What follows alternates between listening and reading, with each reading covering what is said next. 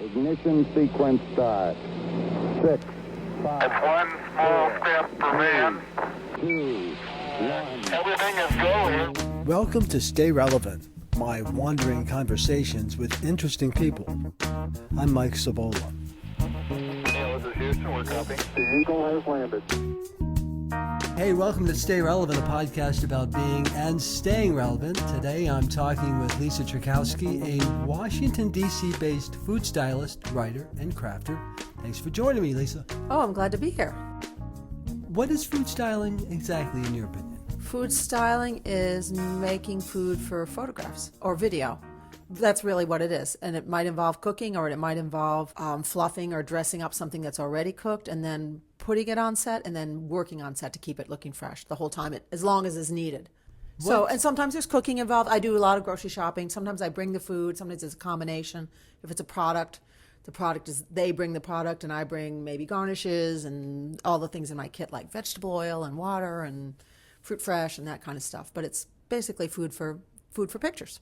So it can be as involved as actually taking raw food, cooking it, anywhere from taking it, making a recipe, and actually going through from A to Z, or it can be just arranging stuff that's already there. Or arranging it or fixing it up or going sorting. You might have a lot of it and you go through looking for the one that you like, that everyone agrees looks iconic or looks not quite perfect, not totally perfect, but perfect enough. You might shape it a little bit, or I do a lot of keeping things moist. So a lot of times you'll use the actual product. It's not necessarily getting It's something made. So if it's a product, it's the product. If it's, I do a lot of cookbooks, and so in that case I use recipes, but I also do products, and I do a lot of packaging, and that it is the product. Yeah, it has to be. And anyway, I wouldn't do it if I wouldn't feel comfortable if it wasn't. You want it to look good enough that the person's interested in it. It's a really, sometimes a hard, difficult line to draw, where it looks good enough that they'll either make the recipe or buy whatever it is,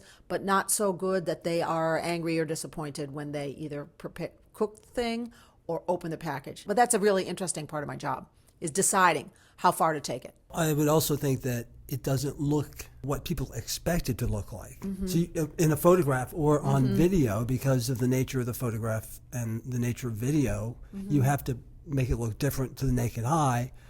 Right, because you're not tasting it. You're only looking at it from one angle. You're not smelling it. It's very, very limited. It's just vision, obviously, and it's just from one angle. And when you eat food or cook food, you look at it from all different angles. You look at it from closer, further. You taste it, you smell it, you handle it, if it's, a sandwich or whatever. So because it's so just one sense, you have to really work thoroughly with that. The other thing is that we have ideas in our head about how things look. I believe that we think a roast chicken looks the way it looks when I style it. It doesn't. And the same thing with a cheeseburger. You have this image. Are there tricks you use, and is it stuff you use all the time? Well, food is like cut flowers. It's dying. It's organic and it's dying. So there's a few different things I'm trying to do. One of the main things I'm trying to do is keep it alive. And everything's about moisture. So a lot of what I do is keeping water on stuff or oil. That's a super important part of my job, which is very elementary. You want color, but you don't want ridiculous color, but you want people to look at it. And a lot of things, if they actually look the way they looked on your plate, nobody would want to look at it. So you have to decide, where do I draw the line where this is a total lie and a disservice?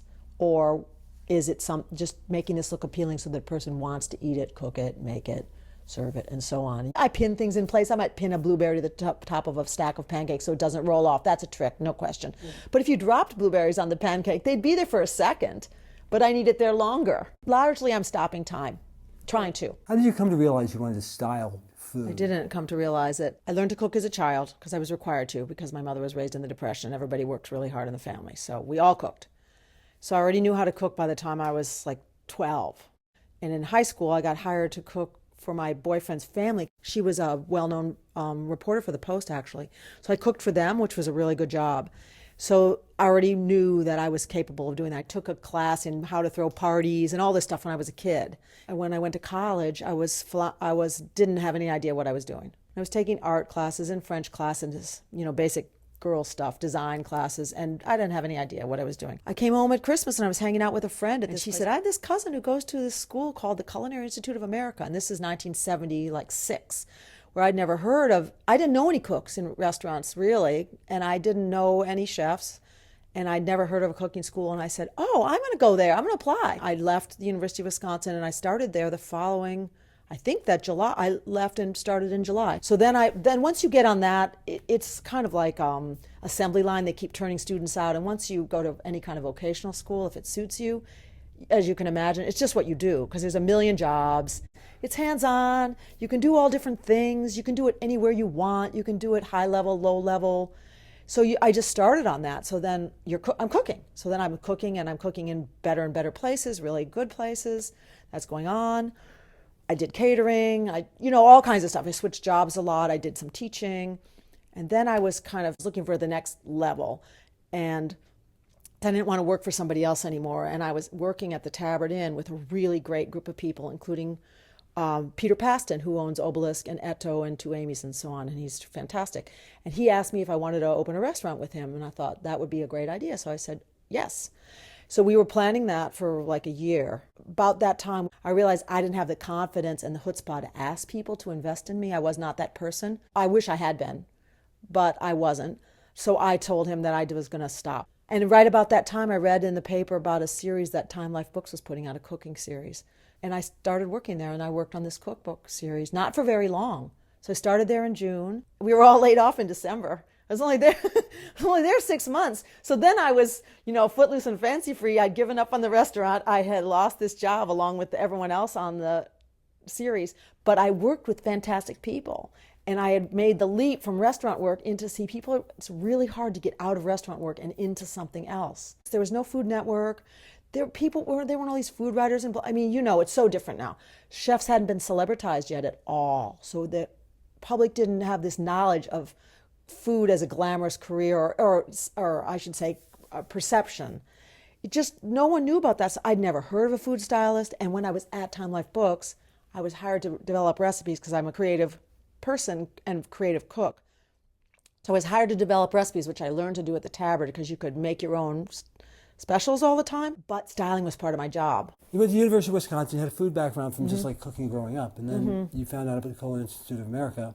Just on a whim, and just went. And you went there. And then It was a great thing. You were going to start your own restaurant. You were doing a lot of food stuff. You were going to start your restaurant with somebody you decided wasn't for you. You saw an ad somewhere, or you found out about Time Life doing Story in a the paper. series on food, and you just called them up. And I made the leap. Right, this was when, the 80s? It was like 84, and there was no Food Network. You didn't even know that these things existed, let alone how to get there, and there was so much less of it. When I wrote a cookbook in 92, that was like right before. Now, there's so many cookbooks. I was the chef, so I did recipe development and styling. Every recipe had a picture, which was also a new thing. Cookbooks didn't do that before that. There was a picture for every recipe. That was, a big deal. And Time Life Books had deep pockets then, so they could afford that. They had a full-time photographer who was Renee Comet, with whom I work a lot now, still, all these years later. So when I went out freelancing, I was aligned with someone, and we went out together, whereas it's hard to get someone to hire you if you've never done any styling. So was she new at that time, too? She was young. She's young, a little younger than I am, and I was in my late 20s. We were both in our late 20s. And I've just been freelancing ever since. Do you have a style? Does your style change? Well, because I come to styling from cooking, and I'm really, really interested in cooking, I'm interested in connecting people through food, either eating or cooking or whatever. That's my thing. And styling, it's changed a lot because of celebrity chefs, the internet, food on TV, lots of things. I come to it from a cooking background, not from an advertising or styling background. A lot of stylists come to it, or used to, from home ec or from being food scientists. And I come to it from cooking, which is different. So you think that's an advantage? For me, it's an advantage because it's where my niche is.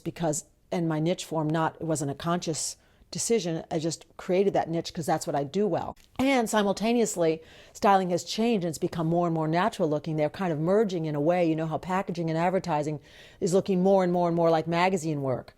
So that is to my advantage, because that's how I want the food to look. I want it to look like you can eat it, you can cook it, you can make it, it's approachable, it doesn't keep you separate, it's not made by a factory. That's my thing. And that's so that's a good thing. So those two have come together, and I've always been seen as the stylist. But I feel really good when I do a job that's for something I can believe in. That makes me feel good.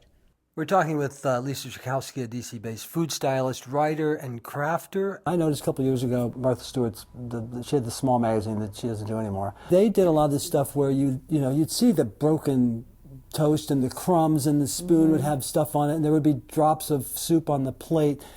And it was like, this is pretty cool. It's not perfect. It looks approachable. Is that kind of what you were talking about? Yeah, and that's happening more and more. People want that. And even, I do a lot of work for McCormick Spice. They want that, which is great. You need it to look like there's some human element, something's, and there's gravity and there's life, that the thing is moving or will be moved or was touched at one time by somebody, yes, or is about to be, yes. How do you stay relevant?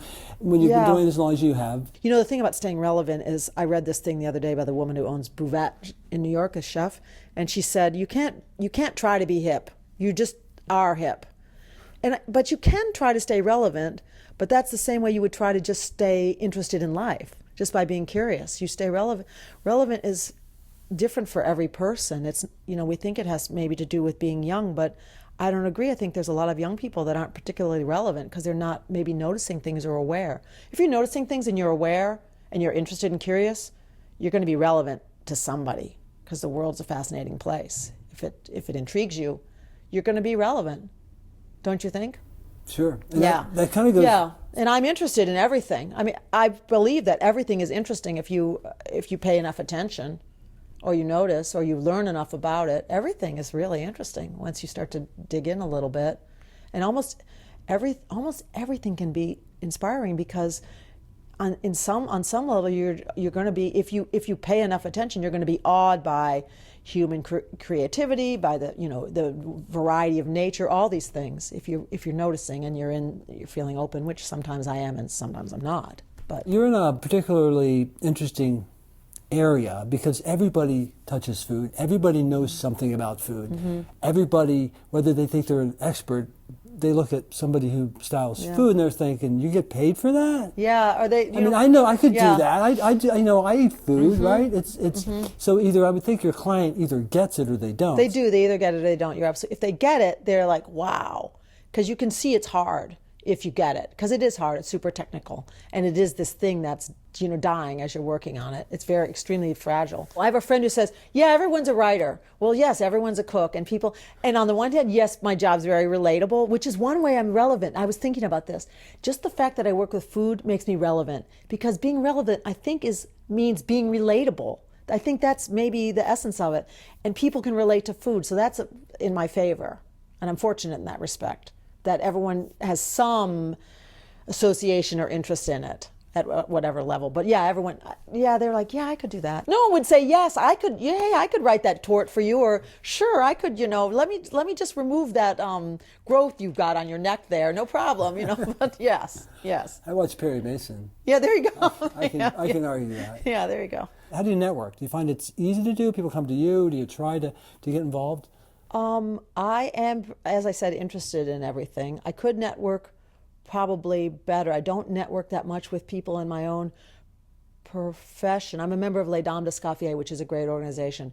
I could probably do better, but I do a lot of online stuff. I blog a lot, which is hard. I've been blogging every single day the last 10 days, just making myself post every day, which is, that's an exercise. I speak on panels. If anybody asks me to do anything like that, I do it. I spoke to the Wednesday morning group. I did the pie baking contest. Anybody asks me to do anything like that, I always say yes if I possibly can. It's, gets me out there. Tell me about your grandfather. Oh, my grandfather, he drove a bakery truck. So he delivered for a commercial bakery. And this is during the Depression in Wisconsin, in the country.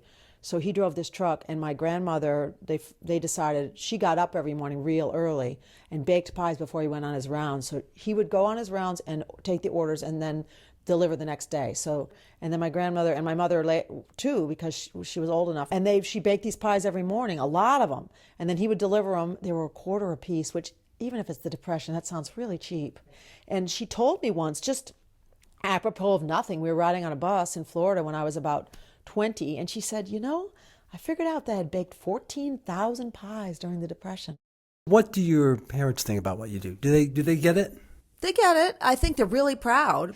I think they were dubious at the beginning. I think they were worried. They love I think they're really proud of what I do. I didn't know, but I didn't know till like 2 years ago that my mother has tons of clippings of mine. I did not know that because my mother's a modest person and wouldn't brag or anything.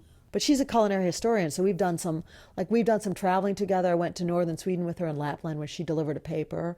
She just delivered a paper about marshmallows in Poland in September, and she's going to Heidelberg next year or the year after. She's an expert on birthday cakes and on marshmallows. I mean, that sounds comical, but she knows a lot. Isn't that funny? No, that sounds great. And she found, it's cool. If you're a kid and somebody says, what do you want to be? I want to grow up and work with marshmallows. It's cool. She founded the Culinary Historians of Washington, so she's really interesting. And my father is really proud of me. I think he's proud that I run my own business, that I've been able to survive all these. You know, the bottom line is if you can survive, that's saying something for anybody, don't you think? And for anybody. We're talking with Lisa Cherkasky, a DC-based food stylist, writer, and crafter. Do you ever have a problem coming up with something to do? I mean, you know, on your blog, there's a picture of a macaroni and cheese sandwich and a fried peanut butter and jelly sandwich.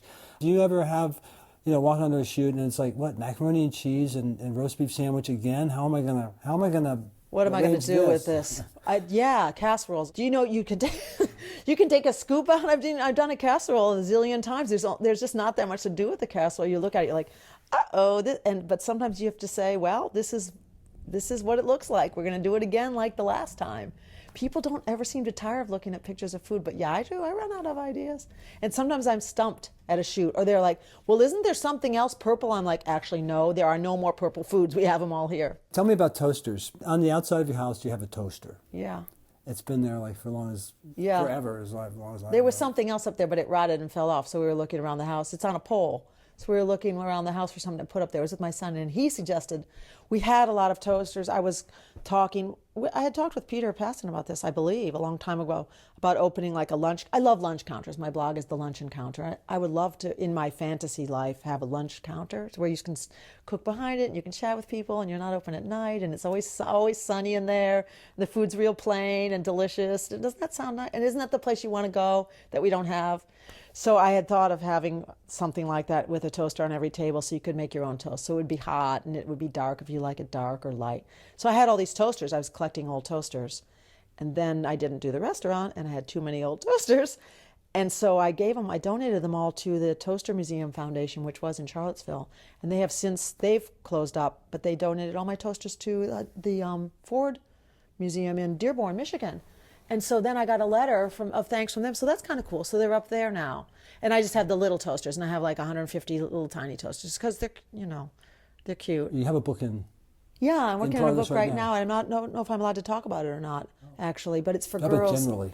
It's for girls 8 to 12, a cookbook, and I'm really enjoying writing it. And the recipes are really good. They're simple and they're really good, so it's been fun. I mean, this sounds ridiculous, but I will use this book. My son and I have been eating this stuff and really having a good time.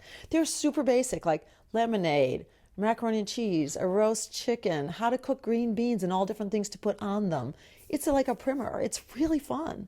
I'm loving it, actually. And it's fun writing in that voice because you have to think about, well, what thing would mess them up? Oh, it's okay if this looks squishy.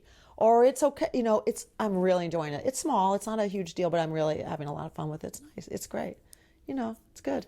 And they're not going to all be super jaded when they're 8 years old, which I like the thought of that audience rather than all these foodies. And what is your dream project? If you had one project that you really want to do before you die, do you have anything like that?